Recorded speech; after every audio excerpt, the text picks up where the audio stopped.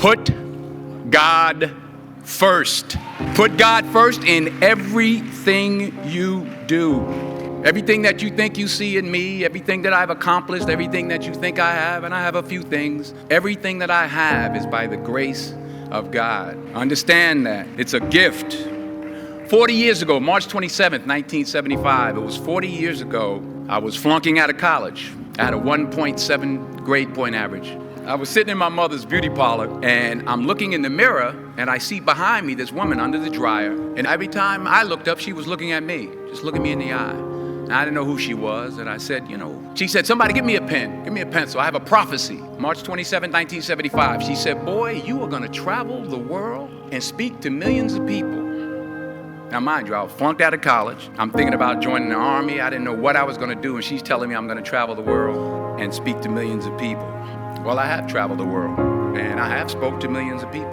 But that's not the most important thing, the success that I had. The most important thing is that what she taught me and what she told me that day has stayed with me since. I've been protected, I've been directed, I've been corrected. I've kept God in my life and it's kept me humble. I didn't always stick with him, but he always stuck with me. So stick with him in everything you do. If you think you want to do what you think I've done, then do what I've done and stick with God. Fail big. That's right. Fail big. Today's the beginning of the rest of your life, and it can be very frightening. It's a new world out there. It's a mean world out there, and you only live once. So do what you feel passionate about. Take chances. Don't be afraid to think outside the box. Don't be afraid to fail big, to dream big. But remember, dreams without goals are just dreams, and they ultimately fuel disappointment. So have dreams, but have goals. Life goals, yearly goals, monthly goals, daily goals. I try to give myself a goal every day. And understand that to achieve these goals, you must apply discipline and consistency.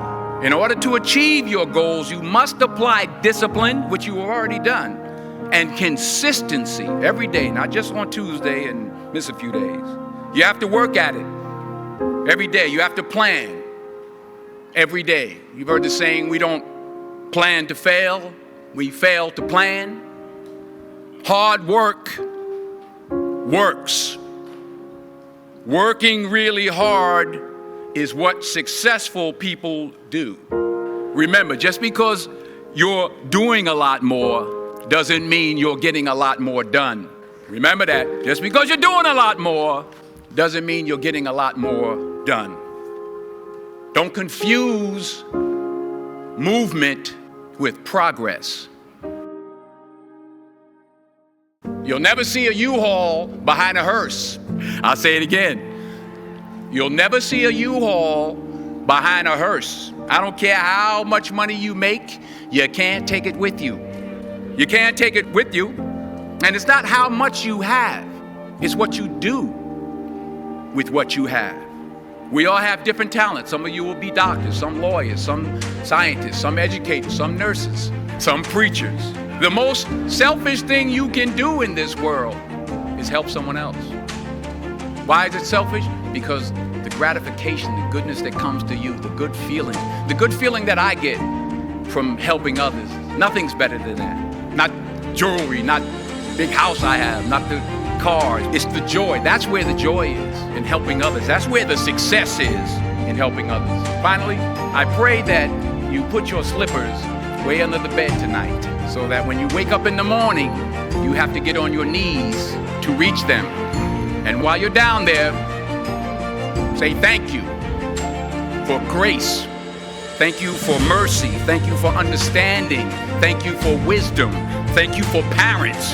Thank you for love. Thank you for kindness. Thank you for humility. Thank you for peace. Thank you for prosperity. Say thank you in advance for what's already yours.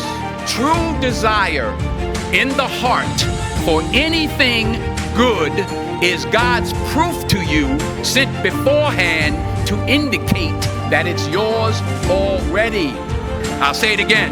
True desire in the heart, that itch that you have, whatever it is you want to do, that thing that you want to do to help others and to grow and to make money, that desire, that itch, that's God's proof to you, sent beforehand already to indicate that it's yours.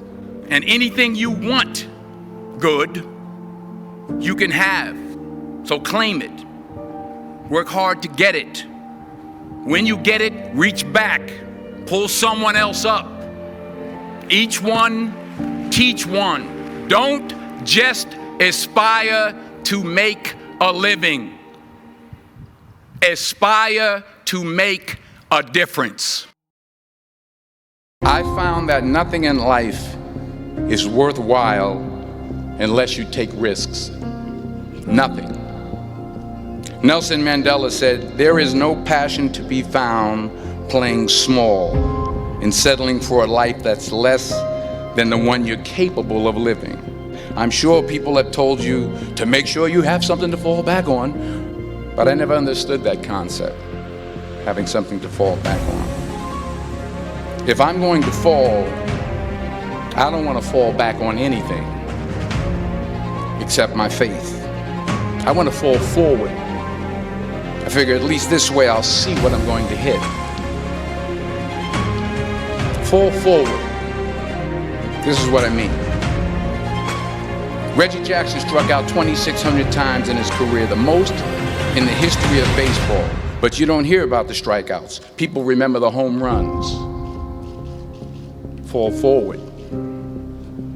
Thomas Edison conducted 1,000 failed experiments because the 1,001st was the light bulb.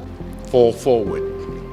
Every failed experiment is one step closer to success. You've got to take risks, and I'm sure you've probably heard that before, but I want to talk to you about why that's so important. I got 3 reasons. First, you will fail at some point in your life. Accept it. You will lose. You will embarrass yourself. You will suck at something. There's no doubt about it. Embrace it, because it's inevitable. And I should know. In the acting business, you fail all the time. Early on in my career, I auditioned for a part in a Broadway musical. Perfect role for me, I thought, except for the fact that I can't sing. I didn't get the job. But here's the thing. I didn't quit. I didn't fall back.